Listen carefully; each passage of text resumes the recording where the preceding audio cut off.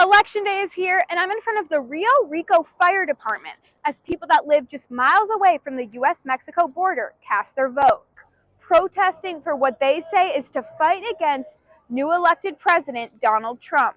The Tucson Fire Department has sent out 4 members of their wildland team to California to help out with the fires.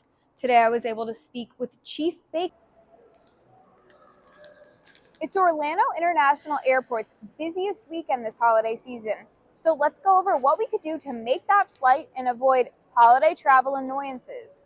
Tucson, come with family, friends, bring the children, or come and make your own company. 700,000 to 800,000 undocumented immigrants have been reported to walk through here in the past year ago. Suspect of the murder on U of A's campus Sunday evening was arrested at these apartments near Wetmore and First Avenue. Brucha Tea opened a couple months ago near Speedway and Country Club.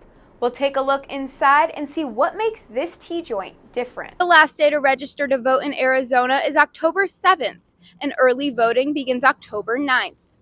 A UA safety survey reveals that students feel relatively safe on campus. The Public Safety Office has been working to improve campus safety. Taste of the West Coast is here in Central Florida at Swig. There's over 50 different sodas that you could choose from and over 100 flavors. The Tucson Fire Department has sent out 4 members of their wildland team to California to help out with the fires. Today I was able to speak with Chief Baker on what's going on in California. Just a couple weeks ago, the devastating and destructive wildfires began in Los Angeles, destroying thousands of homes and businesses, taking away more than one can imagine. The wildland members from TFD went soon after to California, helping assist the neighboring state and help diminish this horrendous natural disaster. Although you can never be ready for this type of tragedy, TFD Chief Barrett Baker says the wildland team is trained for this.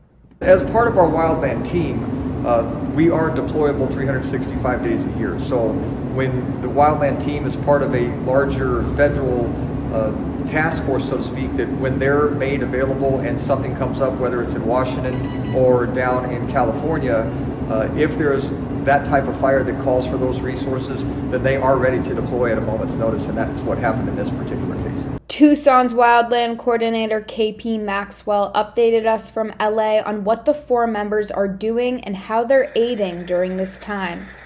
We're currently in patrolling and area orientation status, doing some training in our downtime, and just ready for any new fire starts that we would have on the local district. The firefighters out there are assigned for 2 weeks, and another group could go afterwards. At Tucson Fire Department, I'm Carly Siegel. Today's the grand opening of the Wild West experience in Old Town Tucson. Come with family, friends, bring the children, or come and make your own company. Can shows, carriage rides, train rides, and more. The daytime fun offers much to do, see, eat, all with a little Western spirit. Marshall Baker, a stunt performer, says he's excited for the festivities to begin. We just want everybody to come on out. We're going to be open until May. We just love to see you guests here. We got a lot in store for you. We got a lot of shows. We even just finished up a can in there. So come on, join the excitement. Old Tucson is keeping the Wild West alive in Arizona, says actor and performer Hunter Alexander.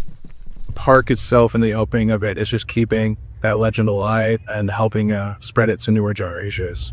The fun is open daily from 10:30 in the morning to 5 at night, and tickets can be purchased up front at the ticket booth. For Cat's Eye News, I'm Carly Siegel.